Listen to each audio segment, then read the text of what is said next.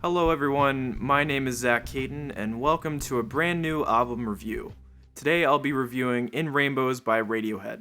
Radiohead is a 5-piece alternative rock group formed in Abingdon, Oxfordshire in 1985. And in the 36 preceding years, they've proven to be a beacon of light in the otherwise dark and depressing lives of creeps and weirdos worldwide. Leading up to In Rainbows' release, Tom York and company had been coming off of Hail to the Thief, a politically charged rager that had been critically acclaimed. However, it failed to escape the shadow of Radiohead's two masterpieces, OK Computer and Kid A.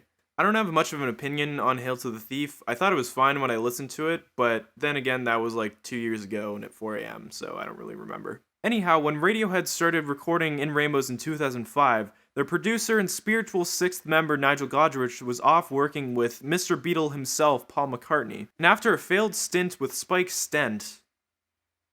What? Okay, that's a name. Hey guys, future editor Zach here, and I just wanted to say that at this moment I put down my phone on the mic cable, unplugging it, so you're gonna have to deal with this awful camera audio for a bit. I hate my life. It's the first review and I've already made major technical issues. This is awesome. Okay, bye. But yeah, Spike's stint didn't work out, so the band took a break. Tom York released a solo album, Johnny Greenwood got into film scoring, which we'll brush on later, and rumors started to swirl around over what record label was going to sign them. Because we all know how much they loved their last deal with EMI. So as a result, only announcing the album a mere 10 days before its release in October 2007, Radiohead released their 7th studio album on their website under a pay-what-you-want format, which led to the subsequent financial crisis in 2008 and single-handedly ended capitalism. Unfortunately, that's a lie, but hey, that wouldn't be the first time Radiohead permanently changed the future of the Earth forever.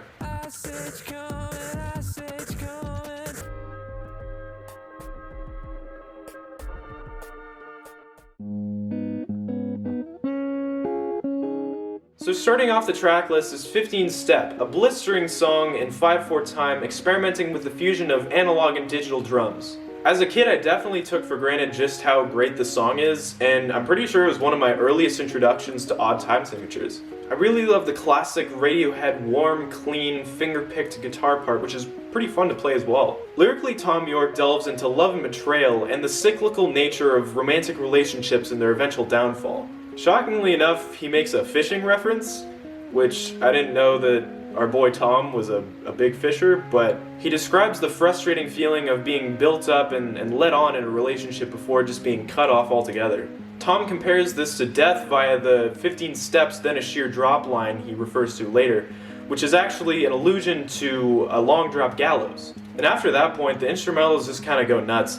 These ethereal synths just kind of transport us to a huge, massive, reverberated soundscape, which are followed by these insanely produced drums, which I can only describe as like if there was a digital marching band kind of like walking around your brain. It's weird.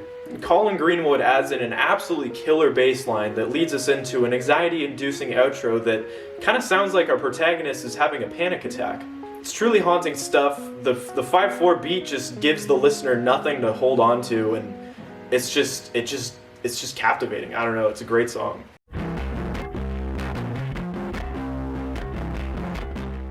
And the next song, Body Snatchers, just keeps up that breakneck pace. This song really exemplifies how Radiohead makes the most of having 3 guitarists by having Tom or Johnny or Ed O'Brien playing an equally interesting part at any given point of the song. I know this shouldn't be too shocking, but like, I find it really weird whenever a band has like 3 or 4 guitarists and 2 of them are just playing power chords the whole time. Like seriously, what the hell has Pat Smear done for the Foo Fighters aside from just like drink beer on stage and be a good guy? I don't know, like... Anyways, just like 15 Step, I really love the dynamic contrast between wet and dry in the mix. Like how they start off with these tight, dry guitar riffs and drums, but then just sort of open up into these huge, reverberated soundscapes. This song is also easily the most unhinged vocal performance from Tom on this album, and it can verge on the whinier side at times, but I don't know, like I find it pretty compelling for the most part.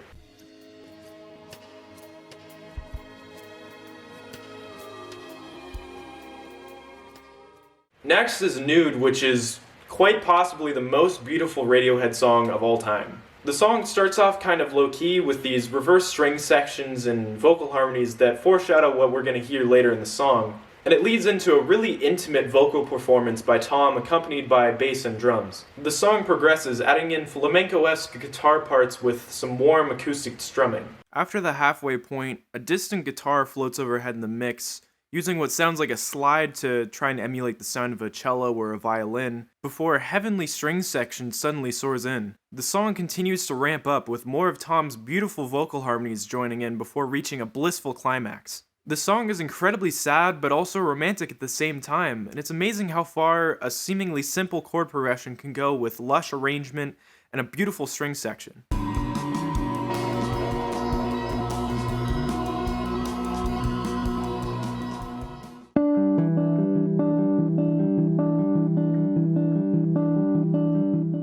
If Nude is the most beautiful Radiohead song, then Weird Fishes is a damn close second. This song is mesmerizing, with its swirling guitar arpeggios and layers upon layers of polyrhythms. I just love how ambiguous the chords are.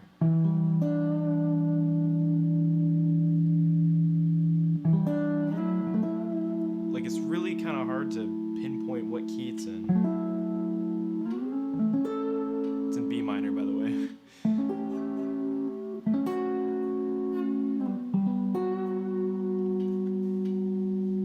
Really just feels kind of open and aimless at first.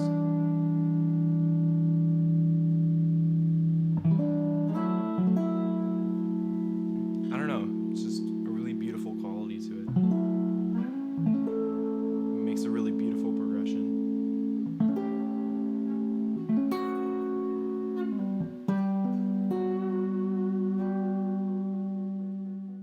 Tom's vocals soar over the track, accompanied by a rare classic by Ed O'Brien. If y'all don't know about Ed, well, it's an ongoing bit amongst fans that Ed will occasionally supply backing vocals, but whenever he does, it always just sounds like he's yelling his own name. See songs like Lift or Karma Police for prime examples of this. I swear to God, this guy's like a Pokemon or some shit.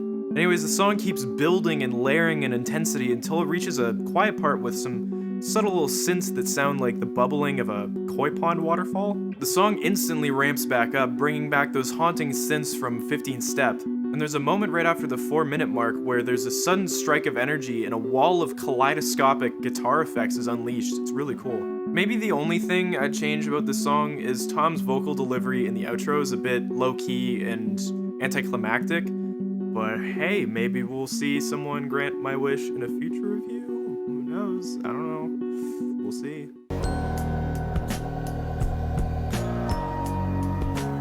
All I Need is an atmospheric ballad, which I almost think of as the spiritual successor to Creep. Tom is yet again infatuated with a love interest, and he comes at us with a very candid and intimate performance.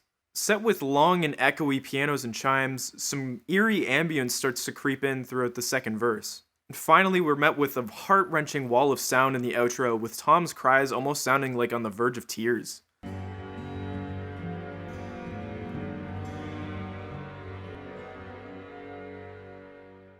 After that, we're met with a short interlude, Faust Arp.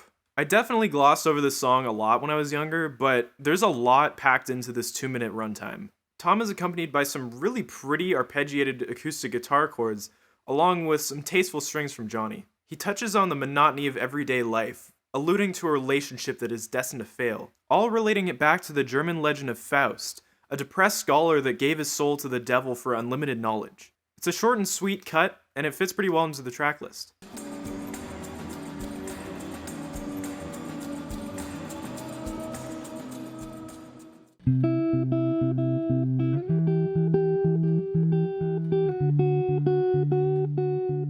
The 7th song, Reckoner, is also in the running for most beautiful Radiohead song.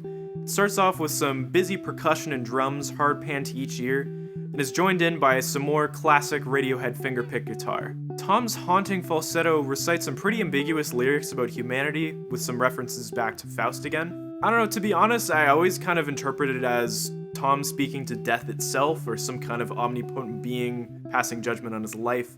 But I don't know, this one guy on Reddit said that it's about a hooker, so who knows. Regardless, Tom's luscious vocal harmonies and Johnny's angelic string sections meld together to a truly transcendental experience.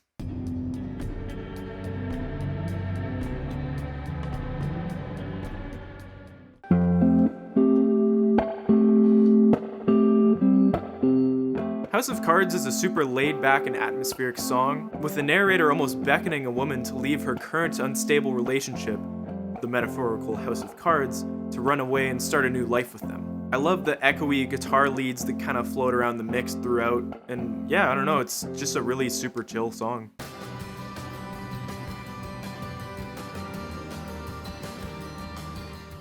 Next, Jigsaw Falling Into Place is a fast-paced story of a drunken night at a club meeting a potential love interest. To be honest, when I heard the song for the first time, it almost sounded like a demo. It was super raw and unpolished, but as the song keeps progressing and building and layering, it just blew me away. All these layers of guitars and vocal lines and strings all crescendo into this giant climax. Tom's lyricism is also pretty good on this song too. I really love the Cheshire Cat grin line.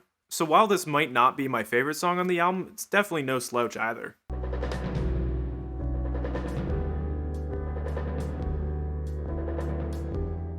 And lastly, In Rainbows caps off with the chilling videotape. Now with hardcore radio fans, this song is a pretty divisive one. See, the band actually played this song when they were on tour in 2006, and fans instantly latched onto it, saying it was one of the best Radiohead songs of all time.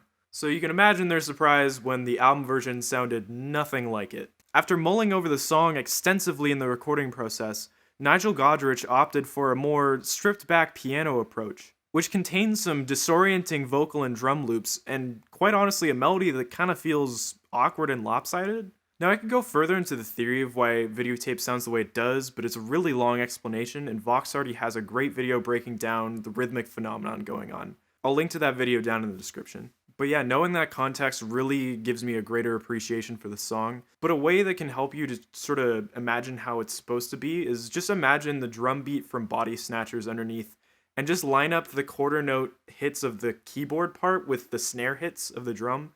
I hope that explains it okay, but that's kind of the gist of what it is. You'll hear it more later on in the song when the hi-hats coming in. The lyrical content of videotape is haunting. Speaking of a videotape that is created by a person with the knowledge that they're gonna die soon. They leave this message behind on a videotape because they just can't bear to speak to their loved ones face to face. Regardless of whether it's a will or a suicide note, the song is hopelessly beautiful, almost sounding like a death march of sorts. Yep, just when we thought we could finally get a somewhat less depressing Radiohead album, those hopes are emphatically squashed by this last track.